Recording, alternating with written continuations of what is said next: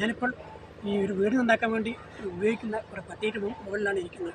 ഒരു പശ്ചാത്തലത്തിൽ ഒരു പഴയ വീട്, ഇടിഞ്ഞുകൊണ്ടൊരു പഴയ വീട് നന്നായിക്കൊണ്ടിരിക്കാനാണ് അതിൻ്റെ ഒറ്റകൾ കേൾക്കാം. അപ്പോൾ അതിന് വേണ്ടിയിട്ടാണ് ഈ പട്ടികയുടെ കൊടുക്കുന്നത്. അപ്പം ഞാനിപ്പോൾ എൻ്റെ ഒരു വിഷയം എന്താ വെച്ചാൽ ഇത് സമാന ബന്ധമുള്ള വിഷയമാണ്. നമ്മുടെ വിദ്യാഭ്യാസ രംഗത്തെ ചില പ്രശ്നങ്ങളെ പറ്റി ഞാൻ പുസ്തകം ഉദ്ദേശിക്കുന്നത്. 4 ദിവസം മുമ്പ് മാധവി പത്രത്തിൽ ഇങ്ങനെ ഒരു റിപ്പോർട്ട് വന്നു. പൊതുവിദ്യാലയത്തിൽ മക്കളെ പഠിപ്പിക്കാത്ത അധ്യാപകരുടെ പട്ടിക തയ്യാറാക്കും. ഇത് പറഞ്ഞാൽ എന്താ വെച്ചാൽ ഉദ്ദേശിക്കുന്നത് വെച്ചാൽ ഒരു ട്രേഡ് യൂണിയൻ, അധ്യാപകന്മാർ ട്രേഡ് യൂണിയൻ സമ്മേളനത്തിൽ നമ്മുടെ വിദ്യാഭ്യാസ മന്ത്രി പറഞ്ഞ കാര്യം. അതായത് നമ്മളെ ഈ എയ്ഡഡ് സ്കൂൾ, അൺഎയ്ഡഡ് സ്കൂൾ ഉണ്ടല്ലോ, അൺഎയ്ഡഡ് സ്കൂൾ പഠിക്കുക വിദ്യാർത്ഥികളെ, ഈ എയ്ഡഡ് സ്കൂൾ അധ്യാപകന്മാരെ മക്കളെ അൺഎയ്ഡഡ് സ്കൂൾ പഠിപ്പിച്ചാൽ അവരെ പട്ടിക തയ്യാറാക്കും. പട്ടിക തയ്യാറാക്കുക മാത്രമല്ല അവർക്കെതിരെ പണിഷ്മെൻറ്റ് കൊടുക്കുക എന്നുള്ള ഉദ്ദേശത്തിലാണ് ഈ പറഞ്ഞിട്ടുണ്ടാവുക. അപ്പോൾ എന്താ വെച്ചാൽ കാര്യം എന്താ വെച്ചാൽ ഇവിടെ ഈ നമ്മൾ മനസ്സിലാക്കേണ്ട വിഷയം എന്താ വെച്ചാൽ അൺഎയ്ഡഡ് സ്കൂൾ എന്ന് പറഞ്ഞാൽ ഗവൺമെൻറ് 5 പൈസ സാമ്പത്തിക ബാധ്യത ഇല്ലാത്ത ജനങ്ങളിൽ നിന്ന് ഫീസ് ഉരിപ്പിച്ച് നടത്തുന്ന സ്കൂളാണ്. ആ സ്കൂളിൽ ഏറ്റവും നല്ല റിസൾട്ട് എയ്ഡഡ് സ്കൂളിനെക്കാട്ടും നല്ല റിസൾട്ട് കിട്ടുന്നത്. അതുകൊണ്ടാണല്ലോ എയ്ഡഡ് സ്കൂളിലെ അധ്യാപകന്മാരെ അൺഎയ്ഡഡ് സ്കൂളിൽ കുട്ടികളെ പഠിപ്പിക്കണമെങ്കിൽ അവരെ സ്കൂളിനെക്കാട്ടും നല്ല സ്റ്റാൻഡേർഡ് അൺഎയ്ഡഡ് സ്കൂളിലുള്ളതുകൊണ്ടാണല്ലോ പഠിപ്പിക്കുന്നത്. അതിന് ആ ഒരു പ്രശ്നത്തെ എന്തെങ്കിലും വിധത്തിലുള്ള എന്തെങ്കിലും വിധത്തിലുള്ളൊരു പ്രശ്നപരിഹാരം, അതായത് തീരെ നമ്മുടെ നാട്ടിൽ ജനങ്ങൾക്ക് ഗുണപ്രദമല്ലാത്ത പ്രശ്നപരിഹാരത്തിന് ശ്രമിക്കുന്നത് ശരിയല്ലോ. എന്തായാലും നമ്മളെ നാട്ടിൽ ജനങ്ങൾക്ക് നമ്മുടെ നാട്ടിലെ ഈ വിദ്യാഭ്യാസ രംഗത്തൊക്കെ ഒരുപാട് സാമ്പത്തിക ലാഭം ഉണ്ടാക്കുന്നു, വിദ്യാഭ്യാസം കുട്ടിക്ക് നല്ല കൊടുക്കുന്ന സ്ഥാപനമുള്ള ആ സ്ഥാപനത്തിനെതിരായിട്ട് നിലപാട് ഇവിടുത്തെ ഗവൺമെൻറ് ലെവലിൽ എടുക്കാൻ പാടില്ല.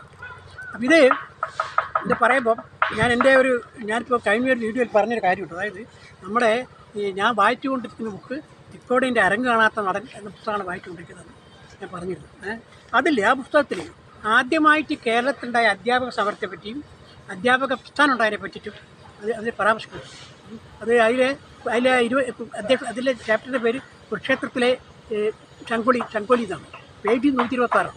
അതിൽ പറയുന്നതറിയോ, അധ്യാപക സമരത്തിന് ആദ്യകാലത്തിലെ അടങ്ങുകയില്ല ഞങ്ങൾ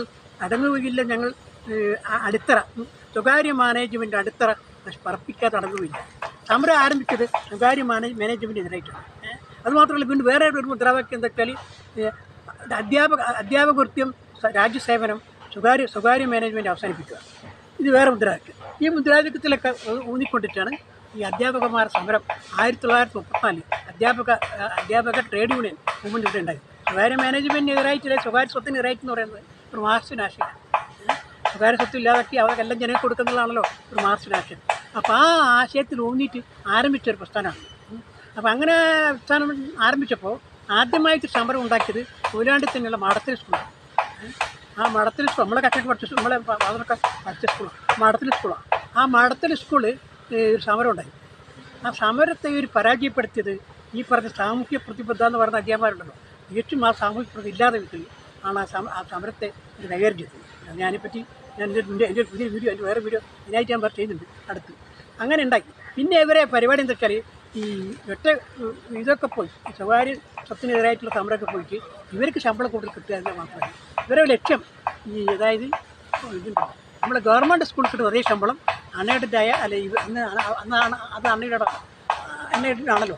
അപ്പോൾ ആ ശമ്പളം നമുക്ക് കിട്ടുക, ആ റേറ്റ് അവർക്ക് കിട്ടിയാൽ അങ്ങനെ ആ റേറ്റ് കിട്ടി അവർക്ക്. അതായത് നമ്മളെ private school government school management ശമ്പളം തന്നെ ഈ എയ്ഡഡ് സ്കൂൾ കൊടുക്കാൻ ശിക്ഷപ്പെടുത്തിയോടുകൂടി അവർ സമരമൊക്കെ അവസാനിച്ചു.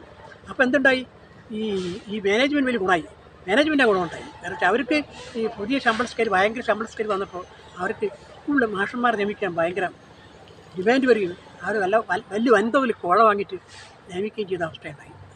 അതിനൊന്നും ഈ പറഞ്ഞ സ്വകാര്യ മാനേജ്മെൻറ്റിനെതിരായിട്ട് സമരം നടത്തിയവർ മുന്നോട്ട് വന്നില്ല. കോഴ വാങ്ങുക, സ്കൂളിൽ ചേർക്കുക, വീണ്ടും കോഴ വാങ്ങുക, ഒക്കെ എല്ലാ സൗകര്യവും ഇവർ ചെയ്തു കൊടുക്കുന്ന വിധത്തിലായി കാര്യം. അത് നമ്മുടെ നാട്ടിൽ വലിയ പ്രശ്നമാണ്. കാരണം വെച്ചാൽ ഒന്നുമില്ല, ഇങ്ങനെ ഒരു സ്കൂളിലും ഇപ്പം ഇന്നലത്തെ പേപ്പർ ഉണ്ടല്ലോ, 15 ലക്ഷം കൊടുത്തിട്ട് ആത്മഹത്യ ചെയ്ത പെൺകുട്ടിയുടെ ടീച്ചർ. ഇങ്ങനെയുള്ള കണ്ടമാനം കാശ് കൊടുത്തിട്ട് നമ്മളെ ഈ സ്കൂൾ മാനേജ്മെൻറ്റ് ലക്ഷങ്ങൾ 25 ലക്ഷം 30 ലക്ഷം കൊടുത്തിട്ട് സ്കൂളിൽ ചേരുന്ന അവസ്ഥ ഉണ്ടായിട്ടുണ്ട്. അപ്പോൾ അത് നമ്മുടെ ഒരു അന്തസ്സുള്ള സമൂഹത്തിന് യോജിക്കാത്ത കാര്യമാണ്. അപ്പോൾ അത് ഒന്ന് നിർത്തലാക്കണം എന്ന് എനിക്ക് തോന്നിയില്ല. അപ്പോൾ അതുകൊണ്ട് ഞാനൊരു വീഡിയോ, അതായത് ഫെബ്രുവരി 6, 2024 അല്ല ഫെബ്രുവരി 16, 2024 എൻ്റെ വീഡിയോ വെച്ചിട്ട് അത് ഞാൻ നമ്മുടെ മധുവൻ ദത്തവാദില്ല റെയിൽവേ മിനിസ്റ്റർ മൂപ്പരെ പറ്റി ഒരു ലേഖനം വന്ന് ഭയങ്കര അക്സെപ്റ്റ്. അപ്പോൾ അതിൽ നമ്മൾ ചില കുറേ കാര്യം ഞാൻ സംബന്ധമാക്കി. അതായത് ഈ പെൻഷൻ്റെ കാര്യം, അതായത് വലിയ പെൻഷൻ കിട്ടുന്ന ഗവൺമെൻറ് ജീവനക്കാർ, അത് സ്ഥിര പെൻഷൻ കിട്ടാൻ താഴെക്കിടയിലെ ആൾക്കാർ, അതൊക്കെ ബന്ധപ്പെടുത്തിക്കൊണ്ടാണ് ഞാൻ ഒരു വീഡിയോ ചെയ്തത്. ആ വീഡിയോ നിങ്ങൾ പരിശോധിച്ച് നോക്കി നല്ലതാണ്. പരിശോധിച്ച് നോക്കി അതിൽ അഭിപ്രായം കൂടി ഇതിൽ എടുക്കാം. പിന്നെ വേറെ കാര്യം കൂടി പറയാനുള്ളത് വെച്ചാൽ ഈ അൺഎയ്ഡഡ് സ്കൂളിൽ ഇപ്പോഴത്തെ ഈ വൻതോതിലെ കോട സമ്പ്രദായമാണ്, അത് അവസാനിപ്പിക്കുന്നതാണ്. അത് എൻ്റെ അഭിപ്രായത്തിൽ PSC വിടണമെന്നാണ് എൻ്റെ അഭിപ്രായം. PSC വിടുക. പക്ഷേ PSC വിടുന്ന സമയത്ത് ഒരു കാര്യം എന്താ വെച്ചാൽ ഇപ്പോഴത്തെ കാര്യം വെച്ചാൽ പഴയമാതിരി ഈ മാനേജ്മെൻറ്റ് ഈ നടത്തിക്കൊണ്ടുണ്ടെങ്കിൽ കിട്ടുന്ന ഈ ഒരു കൊല്ലം കിട്ടുന്ന ഒരു അലവൻസ് കൊണ്ട് മാത്രം നടത്തിക്കൊണ്ടുപോകാൻ പറ്റില്ല. അപ്പോൾ അത് കാലഘട്ടത്തിനനുസരിച്ചിട്ട് കുറേ കാര്യം സ്കൂൾ ചെയ്യുന്നുണ്ടല്ലോ. എൻ്റെ അഭിപ്രായത്തിൽ ഒരു മാഷെ അപ്പോയിൻറ്റ് ചെയ്താൽ ഒരു 5 കൊല്ലം, ആദ്യത്തെ ഒരു 5 കൊല്ലം ആകെ ശമ്പളത്തിൻ്റെ 5% അല്ലെങ്കിൽ 10% ഈ മാനേജ്മെൻറ്റിൽ കൊടുക്കണം. കാരണം എങ്കിൽ മാത്രമേ പഴയമാതിരി നടക്കില്ല. സ്കൂളിൽ ക്ലാസ് ഇറക്കി ഉണച്ചെടുക്കാൻ അങ്ങനെ കാര്യം ഇതായി ചേരുന്ന കൊടുക്കുക. കാരണം ഇപ്പോൾ 25 ലക്ഷം റുപ്യ കൊടുത്തിട്ട് സ്കൂൾ ചേരുന്ന ആൾക്കാർക്ക് ഇത്തിരി പൈസ ശമ്പളം കിട്ടിയാൽ പെട്ടെന്ന് കൊടുക്കില്ല. ശമ്പളം കിട്ടിയ ആളുടെ അടുത്ത് കൊടുത്തു കഴിഞ്ഞാൽ സ്കൂൾ നന്നാക്കി മാനേജ് ചെയ്യാൻ പറ്റുകയും ചെയ്യുന്നു എനിക്ക്. അങ്ങനെ വരുന്ന സമയത്ത് വേറൊരു വിഷയം സ്വാഭാവികമായിട്ടുണ്ടാകും. അതോടൊപ്പം തന്നെ ഈ അൺഎയ്ഡഡ് സ്കൂളിലോടുള്ള ഈ ഇതുണ്ടല്ലോ, ഈ ടീച്ചർ ഉണ്ടാക്കുന്നു ഗവൺമെൻറ് അവർ അങ്ങനെ തീർച്ചയായും ഉണ്ടാകാൻ കാരണം വെച്ചാൽ ഈ ട്രേഡ് യൂണിയൻ പറയുന്ന കേട്ട് നടക്കുന്നുണ്ട്. അതില്ല മാറ്റണം. കാരണം വെച്ചാൽ അൺഎയ്ഡഡ് സ്കൂളും നമ്മുടെ സാമൂഹിക ജീവിതത്തിൻ്റെ ഭാഗമാണ് അൺഎയ്ഡഡ് സ്കൂൾ. അപ്പോൾ അത് നിലനിർത്തേണ്ട ആവശ്യമാണ്. അപ്പോൾ അതുകൊണ്ട് അൺഎയ്ഡഡ് സ്കൂളിൻ്റെ പ്രോത്സാഹിപ്പിക്കുന്ന നിലപാട് കൂടി ഗവൺമെൻറ് വളരെയേറെ വിദ്യാഭ്യാസം ഉണ്ടാവും. ഗവൺമെൻറ് വളരെയേറെ സാമ്പത്തികമായിട്ട് കിട്ടുകയും ചെയ്യും. അപ്പോൾ അതുകൊണ്ട് എന്ത് ചെയ്തിട്ടാൽ ഇങ്ങനെ സംഭവിച്ച് വരുമ്പോൾ സ്വാഭാവികമായിട്ട് വേറെ കാര്യം സംഭവിക്കാൻ സാധ്യതയുണ്ട്. അതായത് ഈ എയ്ഡഡ് സ്കൂളിൽ നിന്ന് കുട്ടികൾ അൺഎയ്ഡഡിനുണ്ടല്ലോ, ഇങ്ങനെ ഗവൺമെൻറ് അൺഎയ്ഡഡിനെ കൂടുതൽ പ്രാധാന്യം കൊടുക്കുമ്പോൾ എയ്ഡഡ് സ്കൂളിലെ കുട്ടികൾ അങ്ങോട്ട് മാറിപ്പോകാൻ സാധ്യത, അൺഎയ്ഡഡിലേക്ക് മാറിപ്പോകാൻ സാധ്യത. അങ്ങനെ വന്നാൽ അപ്പോൾ അങ്ങനെ വന്നിട്ടുണ്ടെങ്കിൽ അങ്ങനെ ഡിവിഷൻ പോളൊക്കെ വന്നിട്ടുണ്ടെങ്കിൽ അൺഎയ്ഡഡിലേക്ക് പോയിക്കോട്ടെ. കാരണം ഈ അൺഎയ്ഡറ്റും എയ്ഡറ്റും ഒക്കെ നമ്മുടെ സാമൂഹ്യ വ്യവസ്ഥയിലുള്ള സ്കൂളുകൾ അതിൽ ചിലപ്പോൾ അൺഎയ്ഡഡിൽ വർക്ക് ചെയ്യും, കുറച്ച് കഴിഞ്ഞിട്ട് വേണം എയ്ഡഡിൽ വർക്ക് ചെയ്ത ആൾക്കാർക്ക് അൺഎയ്ഡഡിലേക്ക് പോകാം, അൺഎയ്ഡഡിൽ വർക്ക് ചെയ്ത എയ്ഡഡിലേക്ക് പോകാം. ഈ അൺഎയ്ഡഡിൽ വർക്ക് ചെയ്യുന്ന ആൾക്കാർ സ്ഥിരമായി PSCക്ക് പ്രേ ചെയ്ത് ജോലി കിട്ടുകയാണെങ്കിൽ എയ്ഡഡിലേക്ക് പോകാം. അതുപോലെ തന്നെ ഈ എയ്ഡഡ് സ്കൂൾ ഡിവിഷൻ ബോർഡ് വരികയാണെങ്കിൽ അൺഎയ്ഡഡിലേക്ക് പോകാം. ഇതൊക്കെ ഏതെങ്കിലും ഒരു പ്രത്യേക വിഭാഗത്തിൽ നിന്നുള്ളതായി വെക്കണ്ട. എല്ലാവർക്കും ഇതിലൊക്കെ കൈകാര്യം ചെയ്യാനുള്ള അവസരം ഉണ്ടാകുന്നത് അതുപോലെ സാമൂഹ്യ വ്യവസ്ഥയ്ക്ക് ഗുണപ്രദമാണ്. അങ്ങനെ അതാണ് ഞാൻ പറഞ്ഞുകൊണ്ടിരിക്കുന്നത്. ഈ പട്ടികയിട്ട് വീട് നന്നാക്കുന്നവർ വിദ്യാഭ്യാസം നന്നാക്കാൻ ഒരു കാര്യം കഴിയുമെന്നാണ് ഞാൻ വിചാരിക്കുന്നത്. എൻ്റെ വാക്കുകൾ അവസാനിപ്പിക്കുന്നത്.